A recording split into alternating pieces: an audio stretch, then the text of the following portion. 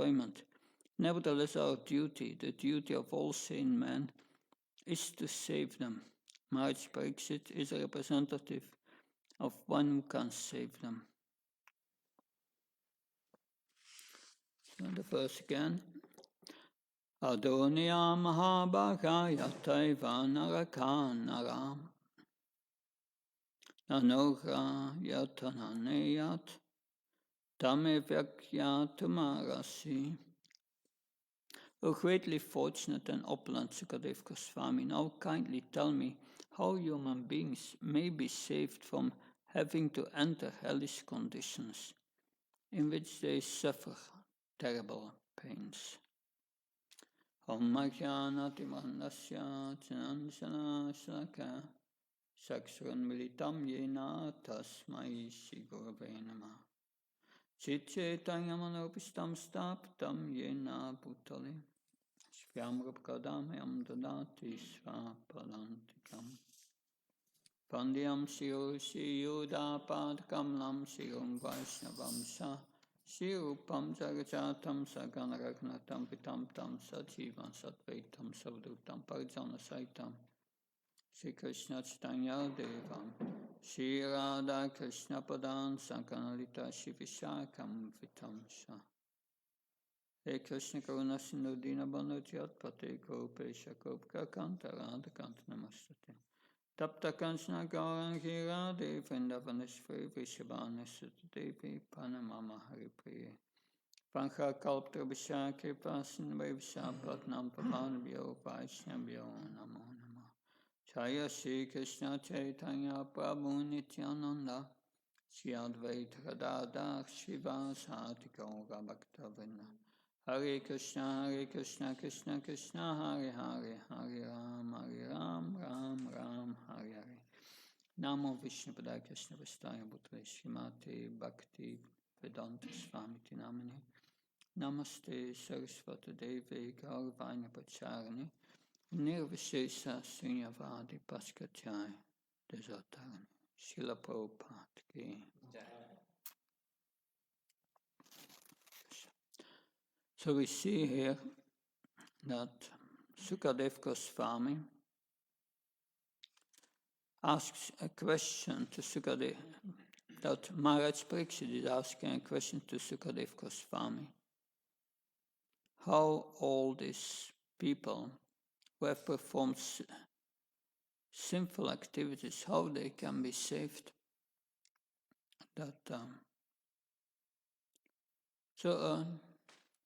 The devotee is paradukha dukhi. He can not tolerate the pains of others. He cannot tolerate all the problems from others. But he has no problems. That's interesting. A devotee has no problems. A devotee has realized I'm not his body. And all the problems are going with the body.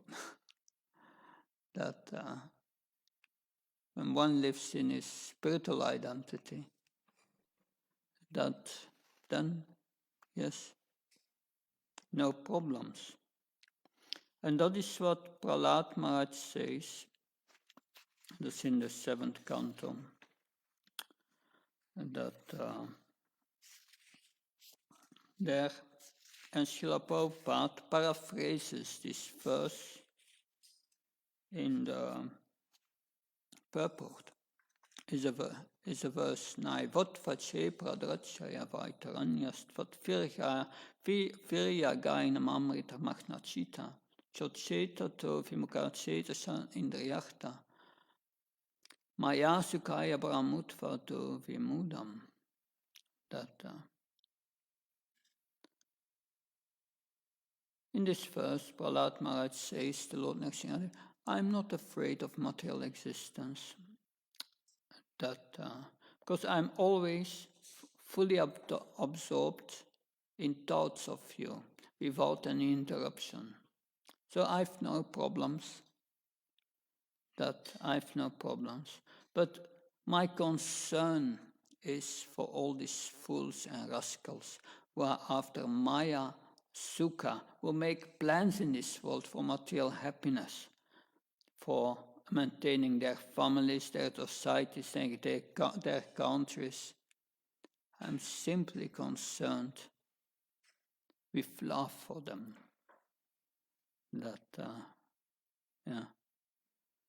with love.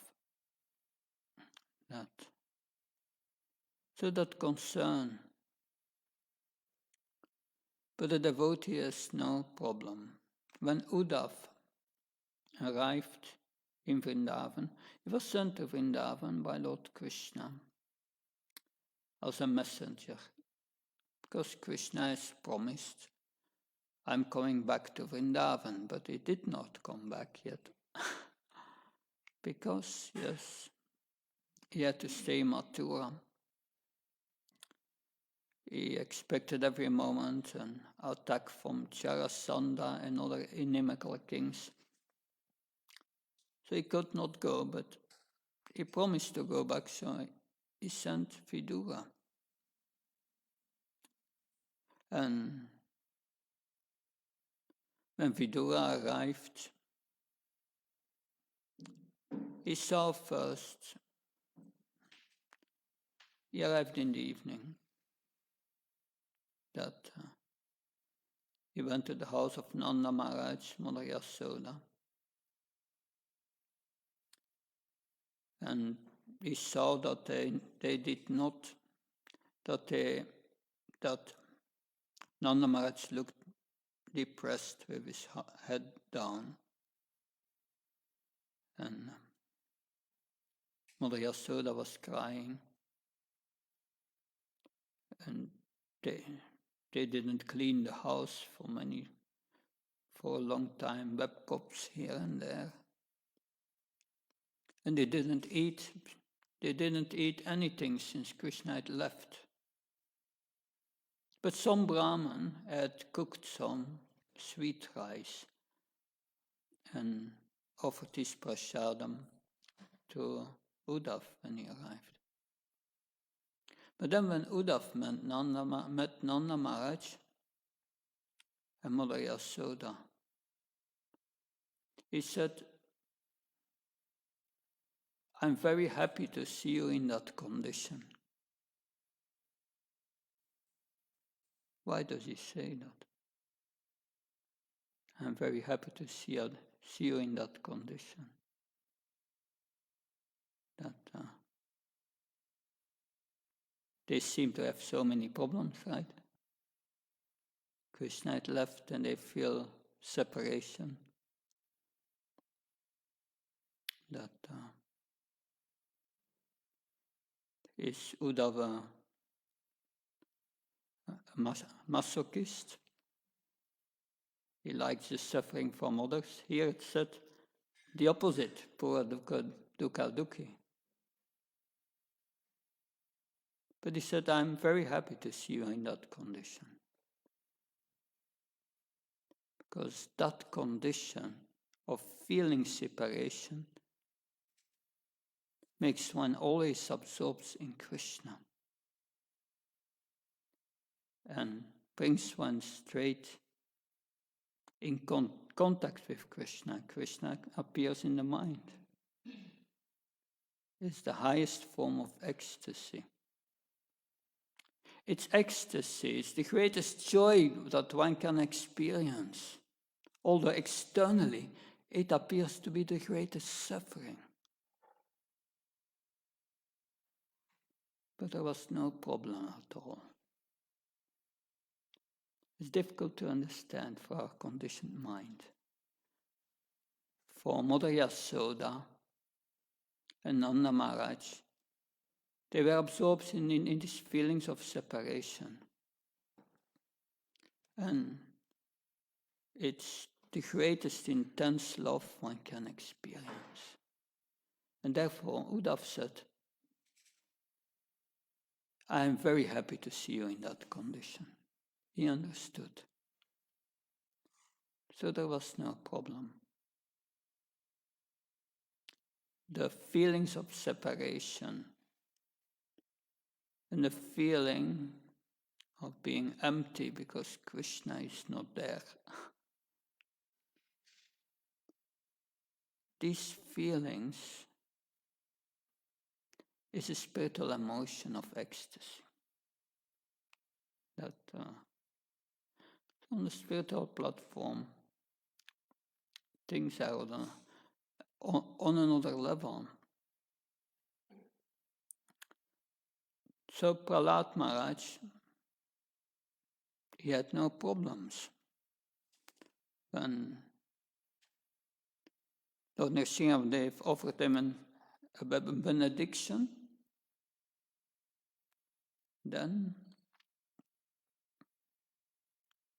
Prahlad Maharaj said, I don't want any benediction. I've already got the greatest benediction. You are my eternal master, I'm your eternal servant, and I'm engaged in devotional service. And that makes me perfectly happy. So in the Bhagavad Gita, in the purport,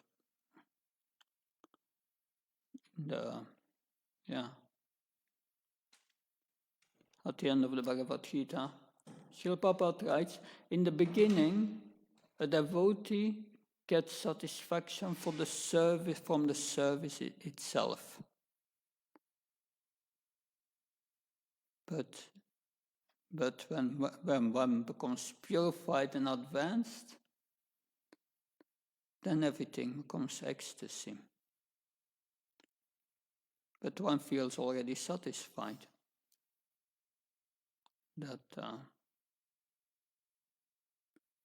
So that is, yes, a devotee has no problem. We see also in the Mahabharata,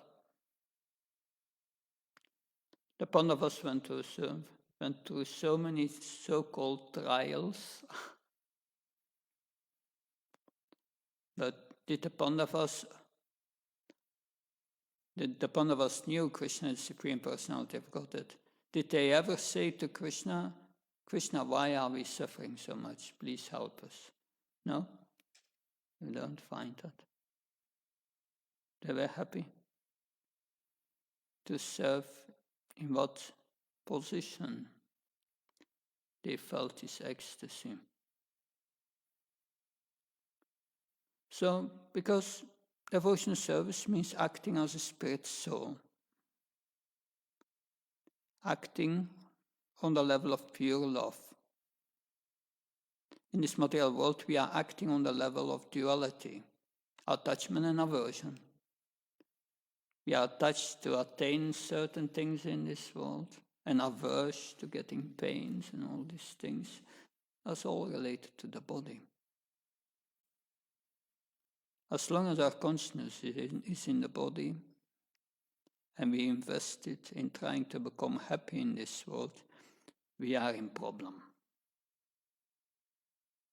Real happiness begins, Prahlad Maharaj said, real happiness begins when we stop trying to become happy in this world. That's the beginning of real happiness.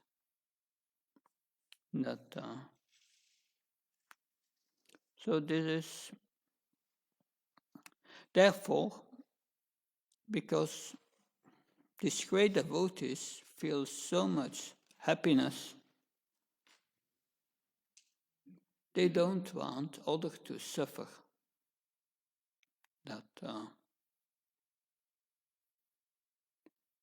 And that is paradukha, dukhi, not tolerating the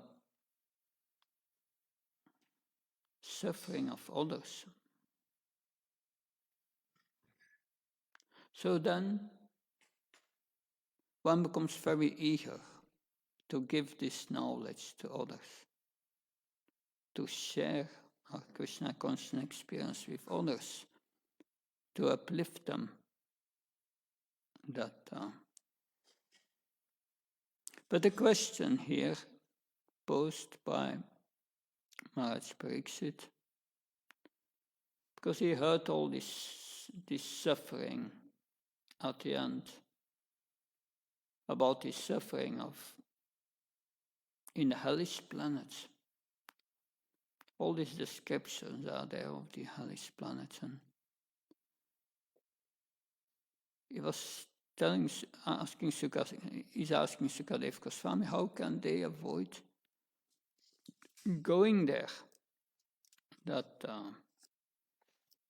So then, in the 6th canto, we see that, yes, we will hear the story of Ajamil. Because that's the point that is developed here in the beginning, that so much Pariksit asked this question, and Sukadev Goswami, he will answer, yes, that if they, after performing sinful activities, if they atone for their sinful activities, do penances, austerities, and so on, to counteract them, then they don't need to go there. But Maharaj Pariksit will not be happy with that answer. That you can try to counteract. There are different ways to avoid going to these hellish planets. One is, one stops doing karma. One performs devotional service and not doing karma and not doing impious activities. Impious activities lead to suffering. Pious activities lead to happiness, material happiness. So stop doing the impious activities. Then one can avoid that. That's one way.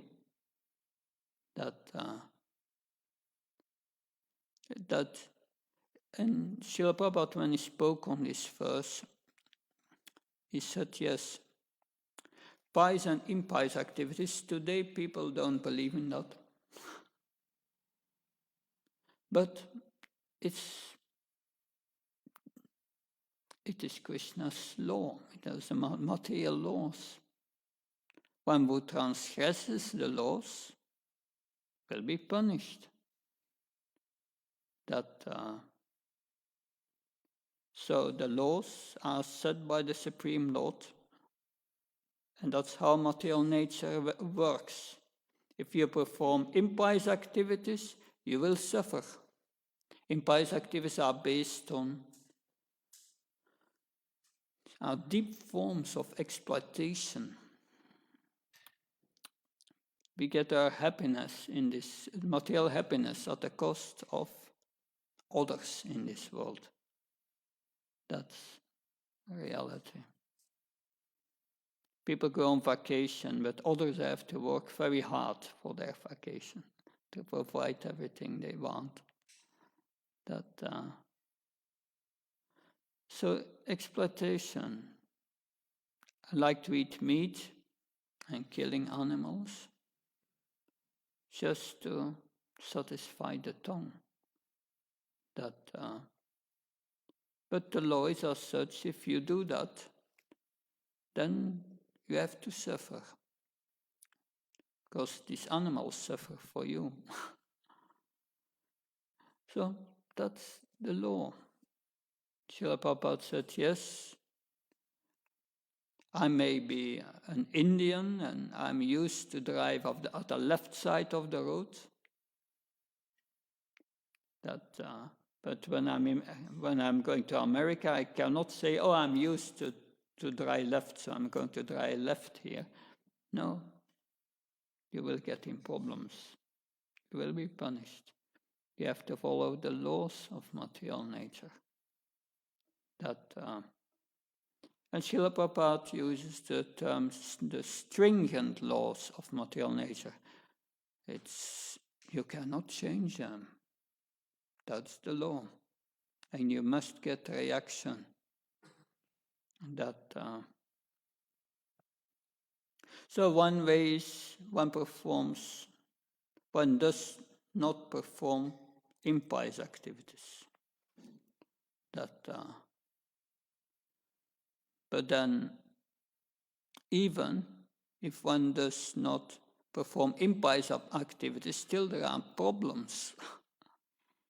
If you perform pious activities, yes, you get some happiness, material happiness for the body in this world, which is very temporary.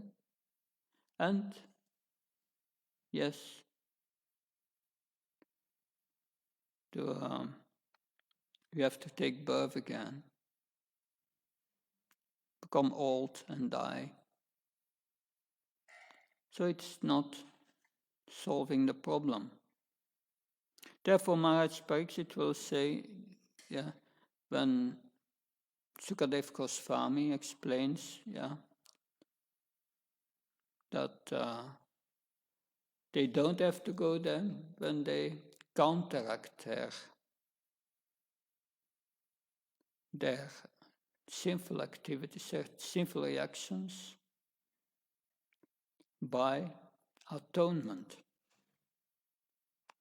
That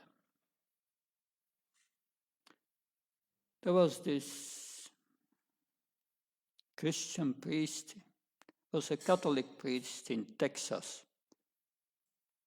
He was in a village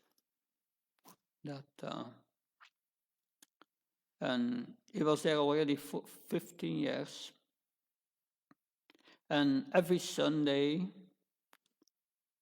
many of the villagers, always the same, they came to confess their sins. So they have the practice of confession.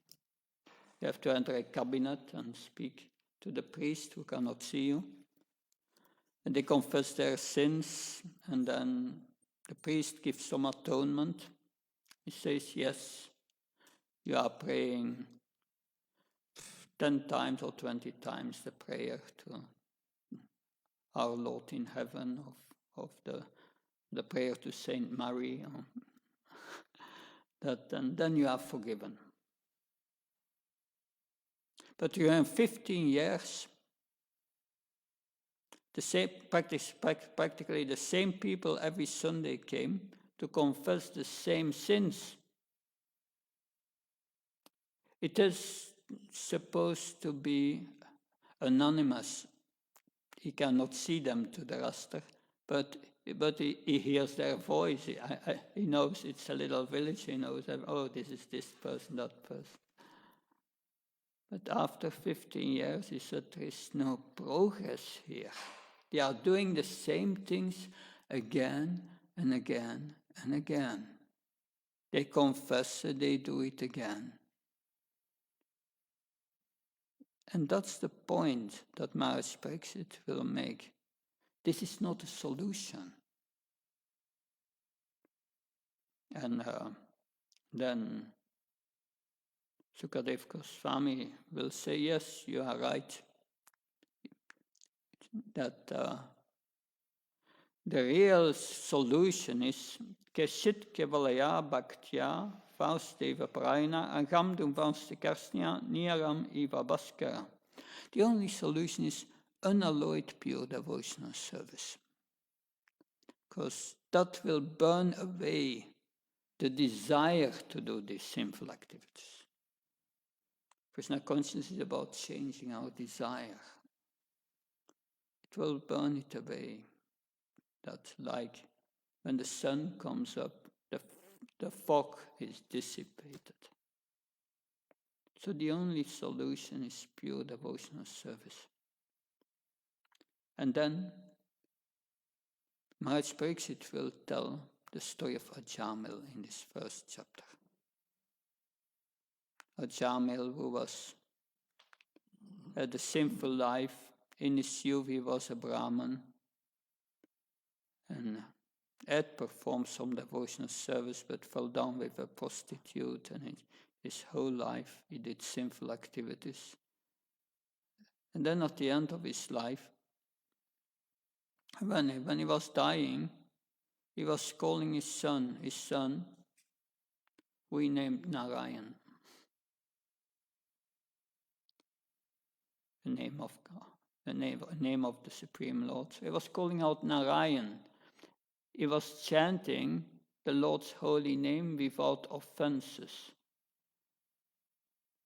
not to counteract his sinful activity or whatever, just to call out of his son. It was unknowingly. And he became free from sin when he was dying. But yes, the sinful activities were counteracted. But that does not mean that you become a devotee. Ajamil was not yet a devotee. Then he had to become a devotee. Why did he become a devotee? Because he heard this conversation between the Vishnu Dutas and the Yamadutas. And he will hear this conversation here in this chapter. That we will hear this conversation. And by hearing that, he got 3 advantages. That the first advantage, he saw these Vishnu Dutas, which had the same form as Lord Narayan. And he felt so attracted to it, and he could never forget them. That's the first benediction he got. That helped him to become a devotee.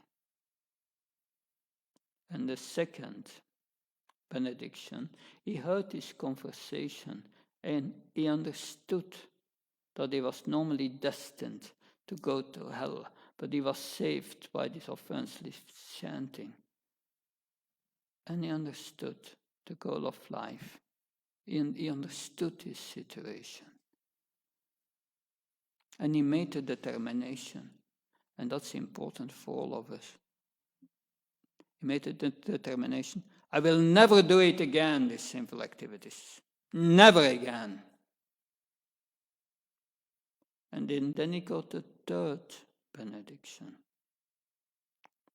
That his life was prolonged. He was given another chance. Therefore, we have the book, 8 Second Chance by Prabhupada. There, this story is there of Ajamil. And then, after that, Ajamil went to Hardwar and started to perform devotional service with great enthusiasm. And then he became a devotee and went back to the spiritual world. So, that is the lesson we will hear. Of course, chanting the holy name we cannot do to counteract sinful activities. That is offensive. But if we take to devotional service, we will be saved from these conditions of having to go to hellish planets and suffer there. So that's therefore the conclusion is, and that's also the conclusion of the gopis in the Gopi Gita. Tavakatamritam tapta jivanam kavrititam kalmasapaham shravnamangalam shima tatadamburi rinanti debu hidakhyana. The most magnanimous persons are those who repeat and preach the narrations of the Supreme Personality of Godhead. Those who preach the Bhagavatam, they are Buridharyana, the most magnanimous persons, the most merciful persons. is preaching this Bhagavatam, that everyone who hears this Bhagavatam with attention, with purity in heart, he becomes very fortunate. And those who preach it are the most magnificent persons. That's the opinion of the gopis, that they are the most elevated devotees. That, yes, come. Mm-hmm. So people are suffering from ignorance, that and their contamination due to these sinful activities makes them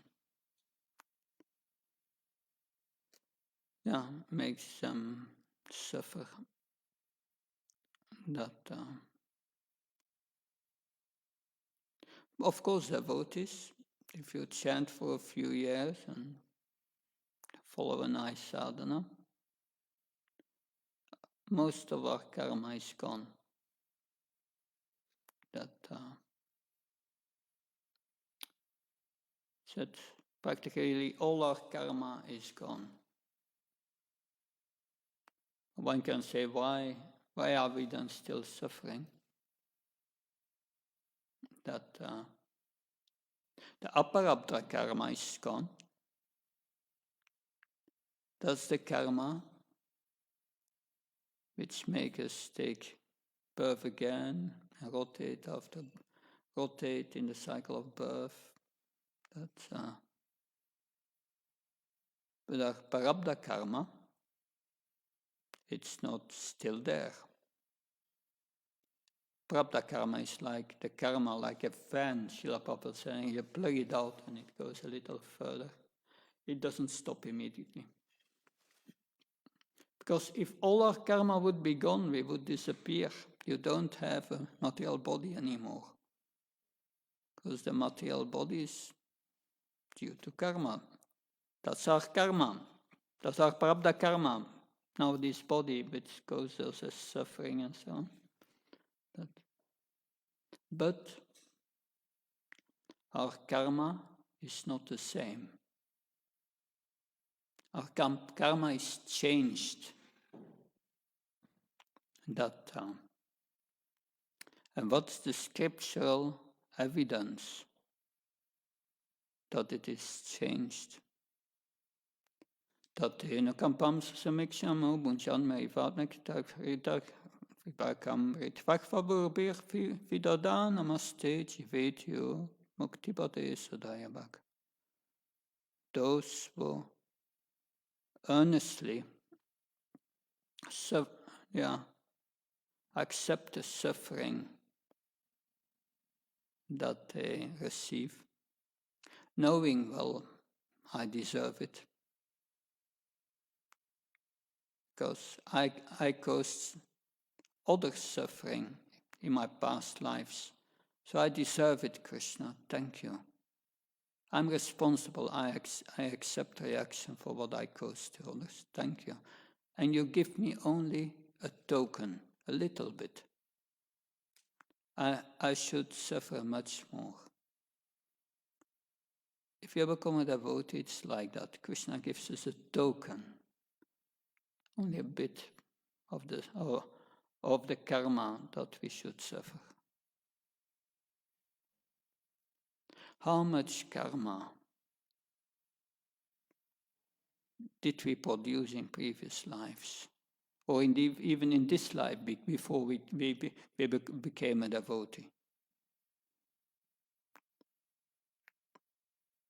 What's the karma of killing a cow? You must take rebirth, as many births as there are hairs on a cow. How many births is that? Millions of births. How long does it take to kill a cow? How long And eating meat is the same. How long did it take? 20 minutes? 20 minutes you make such a karma. It's incredible. But her holy name is so strong. If we chant without offenses and enter anarti nivriti, soon it's all gone. So powerful. We have seen, and that's shown with Ajamil, that so powerful that yes, but it changed our karma. And Krishna knows for each of us what our remaining attachments are. He knows that individually, what our remaining attachments are. And therefore, he uses our remaining karma to inspire us to give up this attachment. That for a devotee, this prabdha karma, the remaining prabdha karma, comes part of the lessons to learn from the drama of life. And the devotee learns. Sometimes not, but Krishna gives the test again. And he uses your karma to attain that. That's interesting. That he teaches us through the experience that sometimes the devotee suffers, but then surely he starts to understand why I'm suffering is because of this attachment and this envy and so on. And then we feel embarrassed. When you feel embarrassed, your heart is purified. And then you come to, like Ajamil, every time, I will not do it again. And Krishna is so merciful. He teaches us to that. He teaches us that, yes. And going to the hellish planets, that we don't have to be afraid of that. Someone asked my Guru Maharaj, to Bhakti Charamaj, if at the time of death I cannot think of Krishna, and then I come before Yamaraj to be punished. My Guru Maharaj said, who is Yamaraj? Yamaraj is one of the 12 Mahajans. And Yamaraj has tilak on his forehead. What will you say when you see Yamaraj? You will say Hare Krishna. And what will Yamaraj say? He sees all your endeavors to become a devotee. My Guru Maharaj said, he will invite you to your home and read the Bhagavatam for you. So we don't have to be afraid to go to Yamaraj. Yamaraj is a pure devotee. We want the association of pure devotees, so there is no point of a devotee to afraid from death.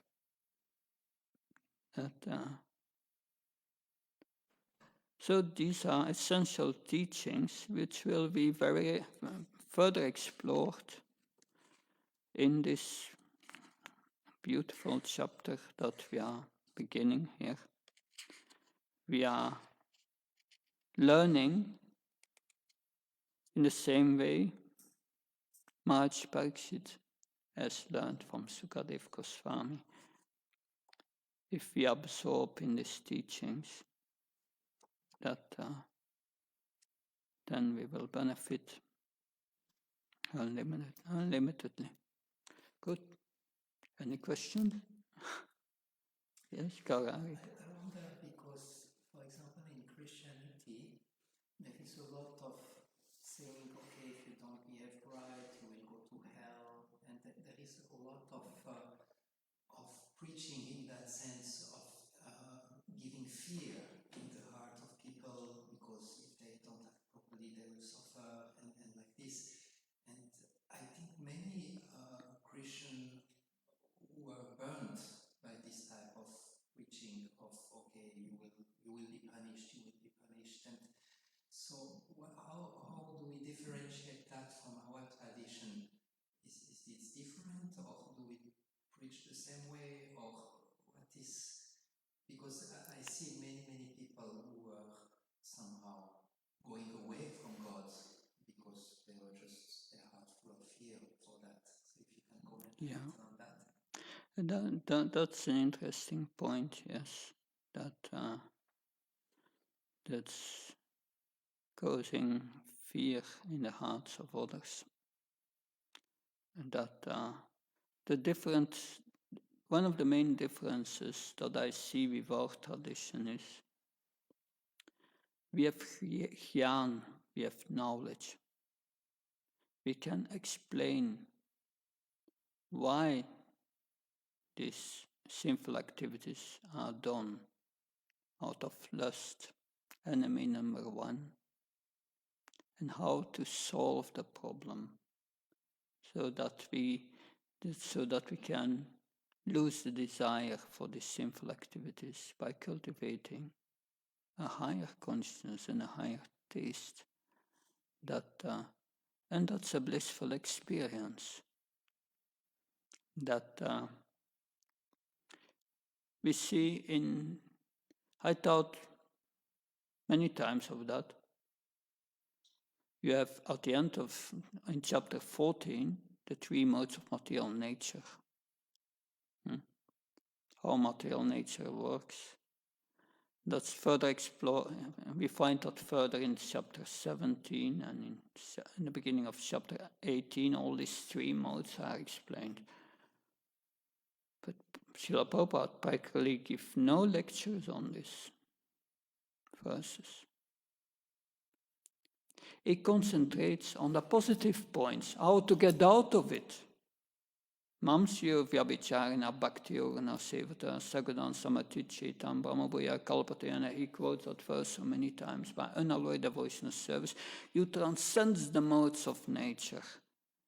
And you transcend all. And by doing that, you lose that proclivity for sinful activities. So he concentrates on how to get out. That it's not necessary to cause fear in people's hearts, but explain them how to give it up and to get out of it.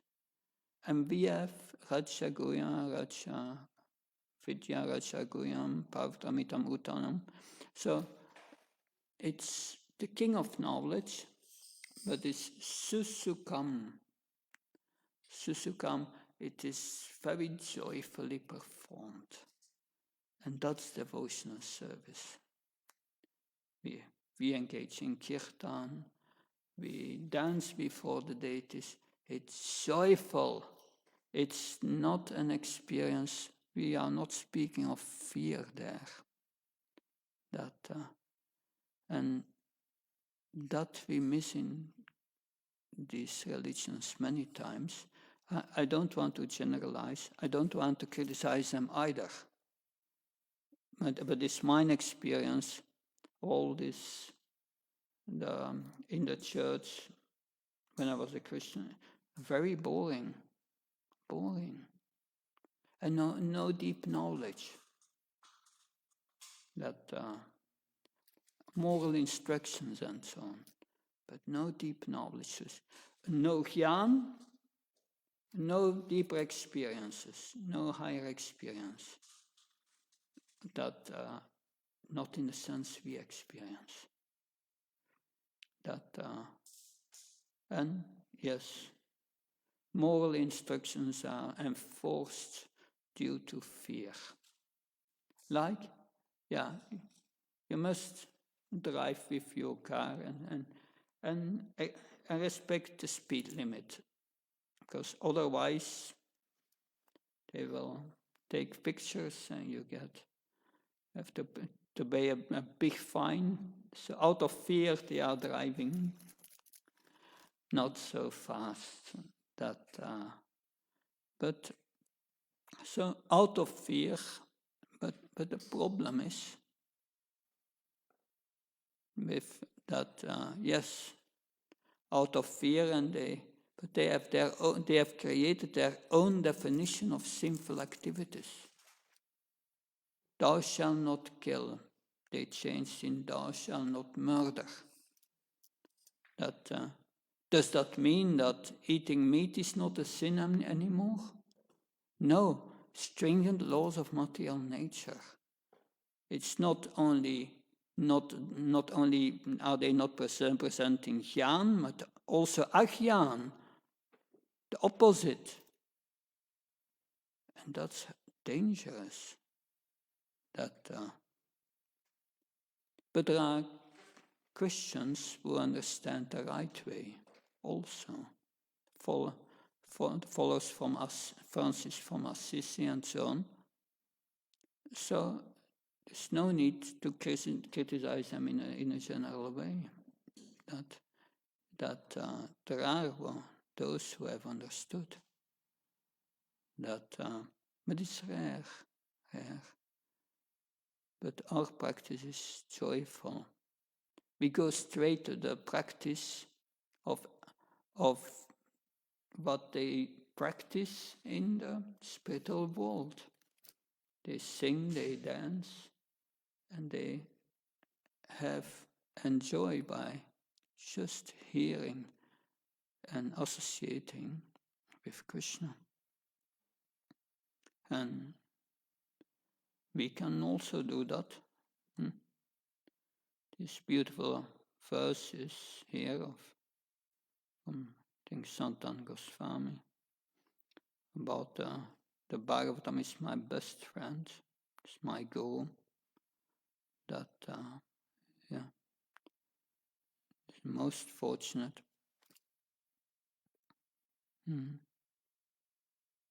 So that's what I could say. Does that make sense? Yeah.